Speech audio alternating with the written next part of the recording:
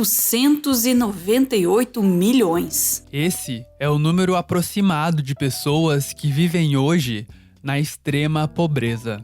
Mais de 5 milhões. Esse é o número de crianças que morrem a cada ano antes de completarem os 5 anos de idade. 600 mil. Esse é o número de pessoas que morreram em desastres naturais nos últimos 10 anos. 31 milhões e 500 mil. Esse é o número de meninas com idade escolar que não frequentam a escola.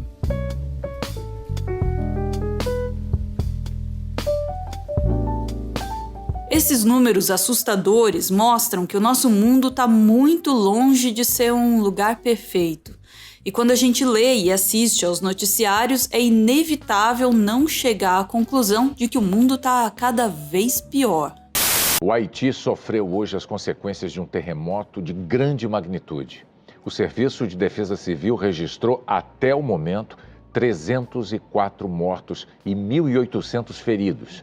As Nações Unidas divulgaram hoje dados preocupantes sobre a fome no mundo. De cada 9 habitantes, 1 passa fome. A retomada do poder pelo Talibã representa a volta de um regime marcado pelas violações aos direitos humanos. A sensação que a gente tem é que o mundo tá piorando, mas a verdade é que ele tá melhorando. Pelo menos é isso que defendia Hans Rosling, esse senhorzinho sueco bastante carismático. Who the heck is Professor of Global Health in that country? Well, it's me. It's me. You see? Hans Rosling nasceu na Suécia, onde se formou em medicina e estatística. Hans se especializou em saúde pública e atuou em diversos países da África, investigando surtos de doenças misteriosas e buscando melhorar sistemas públicos de saúde. Hans conheceu diversos países e culturas, o que fez ele perceber que tinha uma visão muito distorcida de como era o mundo. Pelo menos a parte do mundo que antes só conhecia pela televisão. Com o tempo, Hans percebeu que o problema não era só com ele. A impressão que ele tinha é que quase todo mundo tem uma visão distorcida sobre quase todo o mundo. Mas Hans sabia que impressões pessoais são formadas a partir de experiências de vida bastante limitadas e enviesadas. Impressões, por mais verdadeiras que pareçam, precisam ser confrontadas com dados. E foi isso que Hans fez. Hans e o filho dele, Ola Rosling, elaboraram um teste que foi aplicado em diversos países com diversos tipos de pessoas: professores, cientistas, jornalistas, banqueiros, líderes governamentais, ativistas. Sempre que Hans era convidado para uma palestra ou reunião, ele aplicava o teste nos participantes. As questões são bem simples. Por exemplo, qual a porcentagem de pessoas no mundo hoje que vivem na extrema pobreza? 11%, 23% ou 37%? É bem provável que você tenha escolhido a alternativa B ou C, porque 82% das pessoas escolheram uma dessas alternativas. Só que, segundo dados mais recentes, a resposta correta é a letra A, 11%. Ou seja, apenas 18% das pessoas testadas escolheram a alternativa correta. Outra questão. Nos países mais pobres, qual a porcentagem de meninas até 11 anos que frequentam a escola? 20%, 40% ou 60%? 86% das pessoas escolheram as alternativas mais pessimistas e adivinha só, erradas. Apenas 14% das pessoas testadas escolheram a alternativa correta. Nos países mais pobres, 60% das meninas frequentam a escola. Vamos para uma última questão. O que aconteceu com o número de mortes por desastres naturais nos últimos 100 anos? Mais que dobrou? Manteve-se o mesmo ou caiu para menos da metade? A partir daqui, você já deve ter entendido. O mais aconselhável é escolher a alternativa mais otimista. E é isso mesmo, nos últimos 100 anos, o número de mortes por desastres naturais caiu para menos da metade. Mas adivinha só, 84% das pessoas escolheram as alternativas mais pessimistas e incorretas. Hans inclusive brinca que chimpanzés escolheriam aleatoriamente qualquer uma das alternativas, e mesmo assim se sairiam melhores que os seres humanos. So the chimps, you know, they just choose by random. So the Swedes answer worse than random. Now, how did you do? That's you. You were beaten by the chimps. Os resultados desses testes inspiraram Hans a escrever um livro chamado Factfulness: 10 razões pelas quais estamos errados sobre o mundo e por que as coisas são melhores do que você pensa, que aqui no Brasil foi lançado com outro subtítulo: O hábito libertador de só ter opiniões baseadas em fatos. Nesse livro, Hans apresenta de maneira bastante convincente dados que mostram que, apesar de não parecer, o mundo tá sim melhorando. Pouco a pouco, ano a ano, não na mesma velocidade em todos os lugares, mas em geral, melhorando. A maior parte dos dados utilizados por Hans são públicos, disponibilizados gratuitamente por instituições como o Banco Mundial e a Organização Mundial da Saúde. A gente vai deixar na descrição do vídeo o link do site criado por Hans, onde você pode ver gráficos animados e responder as questões do teste, e ver se você conhece o mundo melhor do que um chimpanzé. Mas claro, só se você quiser. Hans ressalta que dizer que algo tá melhor é diferente de dizer que algo tá bom. Uma situação pode melhorar e ainda continuar ruim. Pode ser ruim e melhor ao mesmo tempo. Um exemplo é o número de pessoas que vivem na extrema pobreza. Há 2 séculos, a vasta maioria das pessoas no mundo vivia em situação de extrema pobreza. Nos anos de 1970, as coisas já estavam bem melhores, mas ainda muito ruins. Pouco menos da metade da população mundial vivia em situação de extrema pobreza.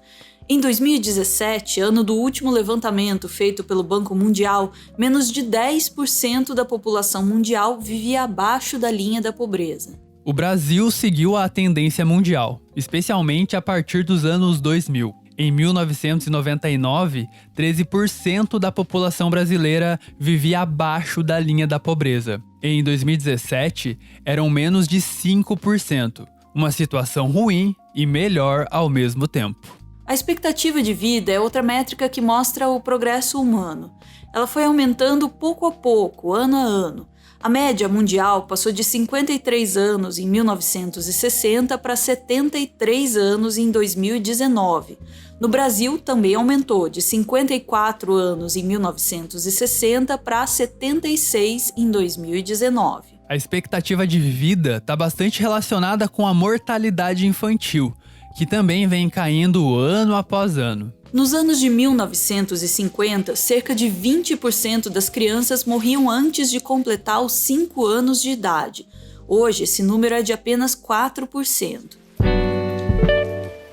No Brasil, as coisas também melhoraram bastante.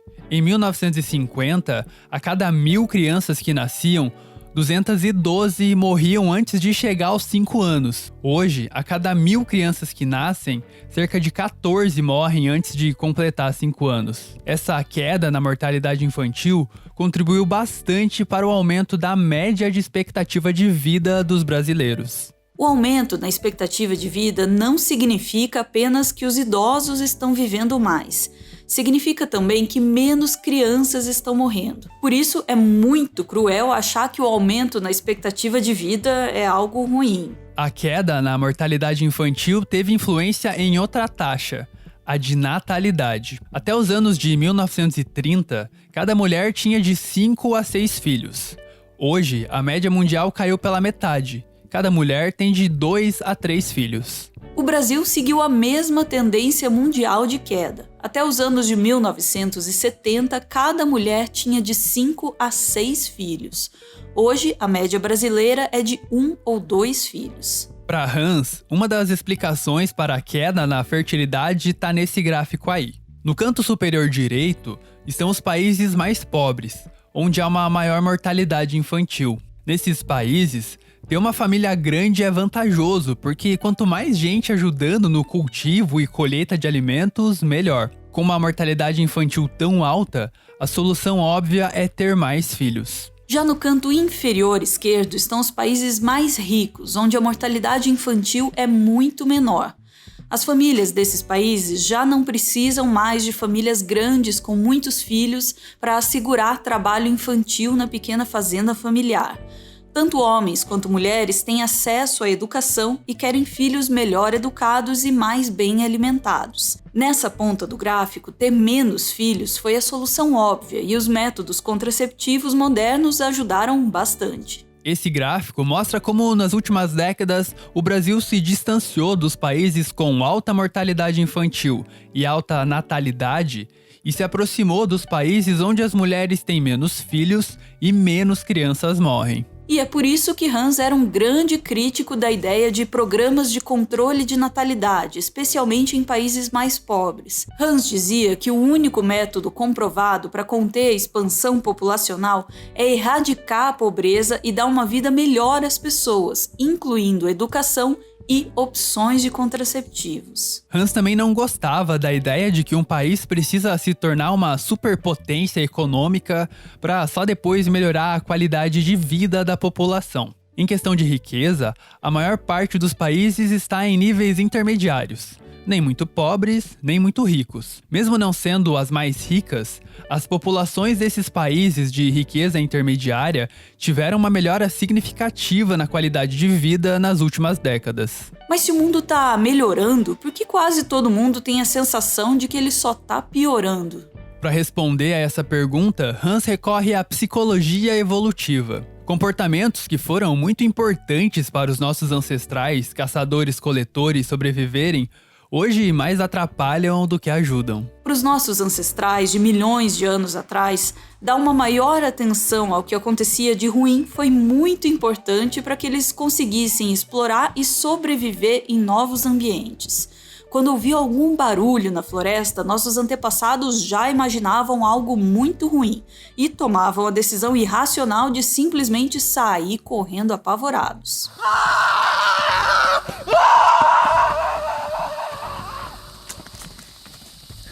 Aqueles que tentaram analisar a situação racionalmente, muito provavelmente foram comidos por predadores e não deixaram descendentes para contar a história. Nós somos descendentes daqueles que generalizaram e exageraram os riscos, e herdamos esse comportamento que já não é tão útil nos dias de hoje. É aí que Hans destaca o papel da mídia, que explora essa brecha no funcionamento do nosso cérebro. Notícias ruins chamam muito mais a nossa atenção que notícias boas. Quase ninguém clicaria em uma notícia com a manchete: avião sai de São Paulo e faz viagem tranquila até o Rio de Janeiro. Já notícias sobre quedas de avião costumam chamar bastante a nossa atenção. Os acidentes de avião são eventos cada vez mais raros, mas mesmo assim, nosso instinto de generalização faz com que viajar de avião seja um dos medos mais comuns entre a população. Eu viajo com o pé, eu tô melhorando agora que eles cresceram, mas o meu dedo vai assim no chão,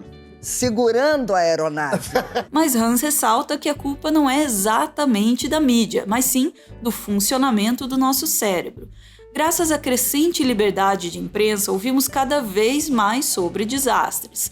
O próprio aperfeiçoamento dos meios de comunicação é um sinal de que o mundo está melhorando, embora, ironicamente, crie a impressão do exato oposto. Você pode achar que Hans era um cara otimista até demais para o nosso tempo. Mas ele se auto-intitulava um possibilista, alguém que reconhece todo o progresso já feito e por isso tem esperança de que mais progresso é possível. Mas essa visão otimista ou possibilista de Hans foi alvo de algumas críticas. Em uma das conferências que envolvia países do G8 e do G20, Hans disse: "Eu não dou a mínima para os ursos polares, eu posso viver sem eles. É a injustiça com as mulheres e meninas ao redor do mundo que me preocupa." Não é que Hans realmente não se importasse com ursos polares e alterações climáticas, mas ele ficava bastante irritado com alguns argumentos de ambientalistas, especialmente aqueles de países ricos que defendem que não há recursos naturais para melhorar a qualidade de vida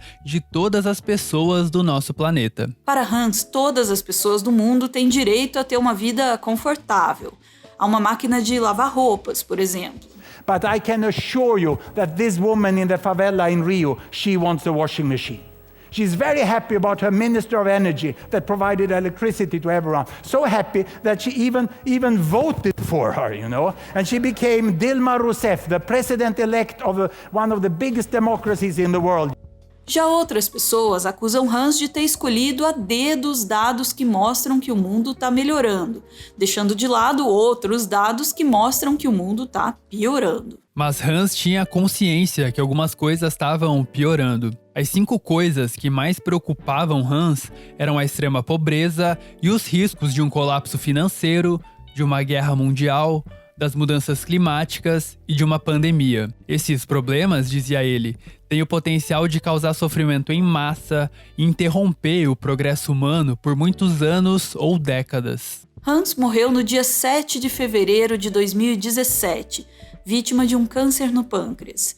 Hans morreu antes de ver alguns dos seus maiores medos se concretizarem. A pandemia de Covid-19 já matou mais de 4 milhões de pessoas. Até o fim desse ano, a pandemia já vai ter puxado outras 150 milhões de pessoas para a extrema pobreza. As previsões mais pessimistas dos cientistas climáticos estão se confirmando. Até 2030, as alterações climáticas podem levar mais 122 milhões de pessoas para a extrema pobreza. Mesmo frente a dados negativos, é importante sermos otimistas, ou melhor, possibilistas. A história mostra que quando enfrentamos um inimigo em comum, e esse inimigo mexe com nossos medos e instintos mais primitivos, somos capazes de fazer grandes progressos. Mas para isso, precisamos de dados.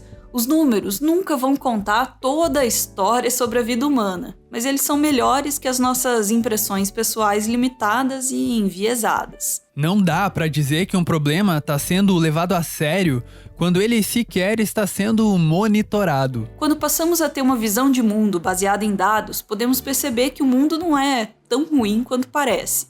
É a partir dos dados que conseguimos perceber o que precisamos fazer para continuar deixando o mundo melhor.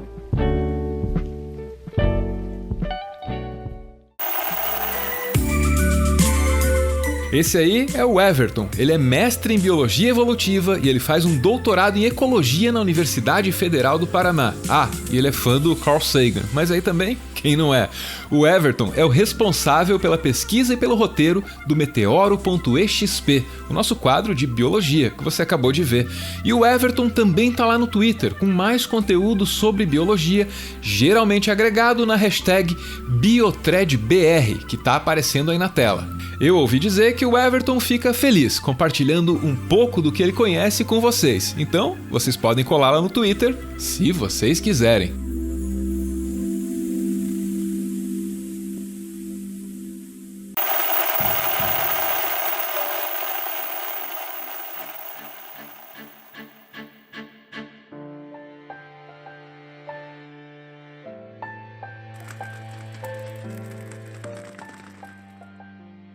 Muito obrigado por ver esse vídeo até o final. Meteoro é mantido graças a uma campanha de financiamento coletivo e quem participa aparece aqui no finalzinho para receber o nosso agradecimento. Hoje a gente vê aí o João Pedro, de 15 anos, ele que é o amanhã na frente do Museu do Amanhã. João Pedro escreveu uma mensagem muito bacana aqui pra gente. Agradeço, João Pedro. Diz ele que tem 15 anos, gosta muito do nosso trabalho, acompanha o canal todos os dias, o que me deixa muito feliz. Valeu! E agradece aí pelo trabalho que a gente faz, diz que o canal é um dos motivos para ele se interessar por política. Puxa, João Pedro, muito bom saber, meu. Beijo, valeu!